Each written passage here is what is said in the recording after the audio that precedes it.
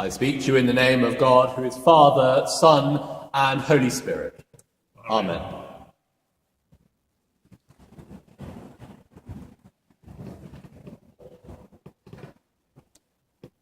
Today's Gospel is about the welcome that prophets, righteous people, and little ones ought to receive.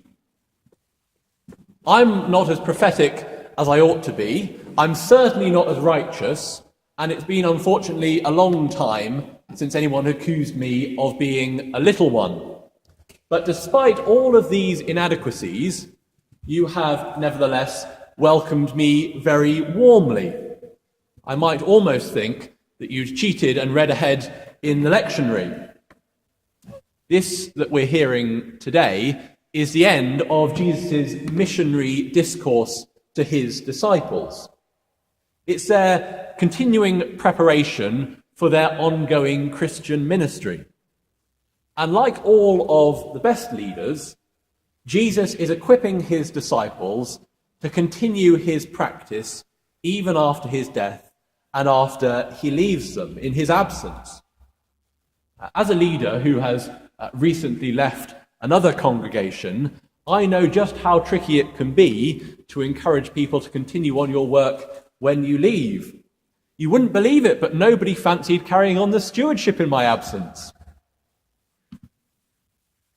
We can see, too, in the church's history that its schismatic tendencies suggest that Jesus' followers didn't learn this lesson as well as they might have done.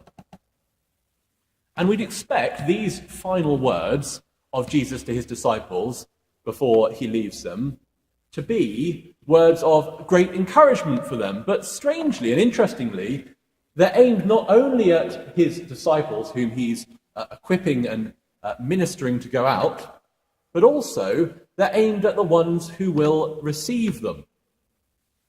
A welcome reminder for us, I think, that it's no good having somebody to speak unless you've got somebody who's willing to listen. It's no good sending people out unless there's at least a person willing to receive them. And there's something under the surface in that is worth drawing out. In the passage, there is an expectancy that Jesus' followers will need to be welcomed. And implicit in the need to be welcomed is the expectation that they will be people who go out, people who meet others where they're at. Jesus doesn't commission his disciples saying to them, call everybody to you and make sure your hospitality is wonderful. He says, in fact, you're going to have to rely on the hospitality of others. To be a follower of Jesus is to be somebody who is sent out. Some to the ends of the earth, and others to our closest neighbours. And it's just as well that some are sent to the ends of the earth, because from a first century perspective, the end of the earth was this terrible, windswept, rainy, drab island populated by barbarians called Albion, that most of us now think of as home. The ones that Jesus sends out, he names as the prophet, the righteous one, and the little ones. It's a strange way to finish that triad. We'd expect it to come to a climax. It should be the prophets, the righteous ones, and the holy ones, or the prophets, the righteous ones, and the apostles. But instead, it's the little ones. As usual, we're meant to be surprised and shocked by the kind of world that God is intending to bring about.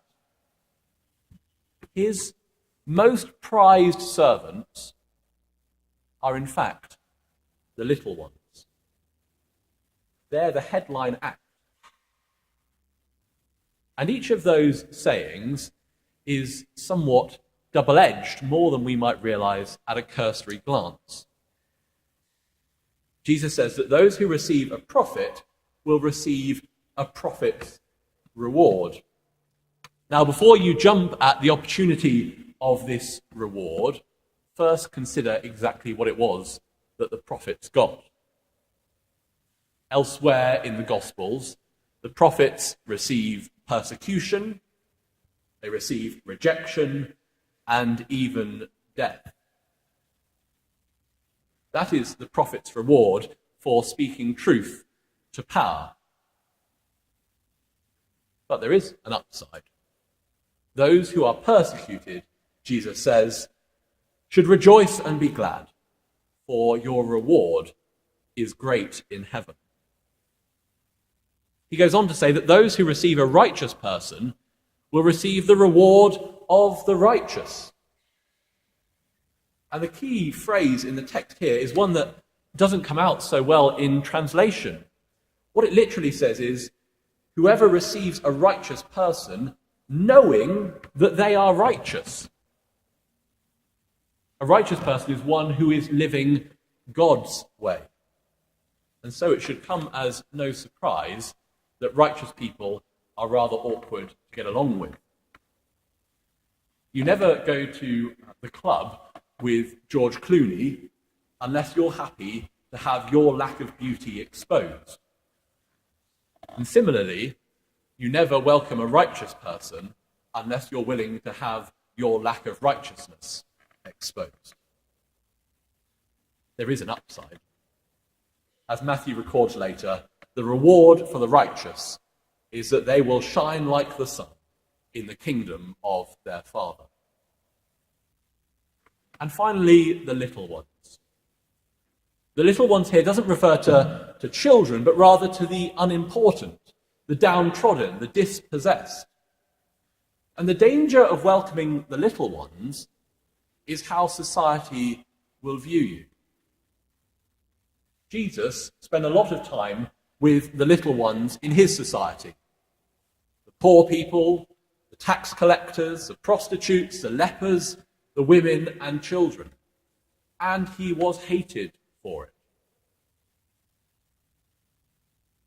But even if you offer the least that you have to offer to the person you think is most insignificant, such is their significance to God that our paltry gift, however, is sufficient and we will be fully rewarded.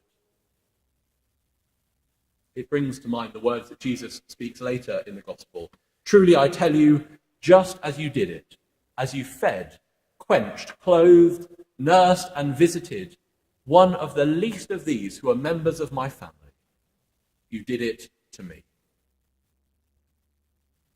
And we, over the last couple of weeks, have seen this godly welcome on display in our community, in the response to the tragic events at Grenfell Tower. Each act of kindness, of hospitality, done to those in such critical need, is as an act done unto Christ himself. I want to finish by telling you a story that illustrates just this amazing truth. Imagine for a moment that you had arranged to go and meet the Lord of the Manor. You've got some questions and some problems that you hope they can help you with. You arrive at your allotted time and you're met by the stable boy or the scullery maid. They say to you, I'm afraid the owner of the house has chosen to go and meet somebody else, but they've sent me in their place. Now maybe you feel slighted or put out. There's no way this person is going to be able to give you the answers or act in the way you were hoping. Imagine instead you arrive and you're met by their chief of staff. And they say, I'm really sorry, the owner of the house has had to take a last-minute appointment, but they've sent me in their place.